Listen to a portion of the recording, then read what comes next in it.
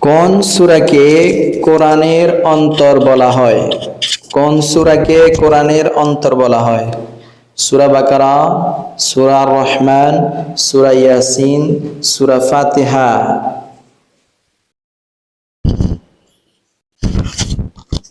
ফাহিম বলো তো, কোন সূরাকে কোরআনের অন্তর বলা হয়? সূরা ফাতিহা। তোমার উত্তরটি সঠিক হয়নি। দেখি আর কে বলতে পারেন। আরিফিন বলো তো দেখি, কোন সূরাকে কোরআনের অন্তর বলা হয়? সূরা আর রহমান।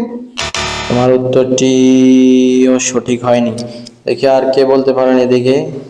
আব্দুল্লাহ বলো তো দেখি, কোন সূরাকে কোরআনের অন্তর বলা হয়? সূরা রহমান। তোমার উত্তরটিও সঠিক হয়নি। দেখি আর কে বলতে পারেন, কোন সূরাকে কোরআনের অন্তর বলা হয়? ফরহাদ বলো, কোন সূরাকে কোরআনের অন্তর বলা হয়? সূরা ইয়াসিন।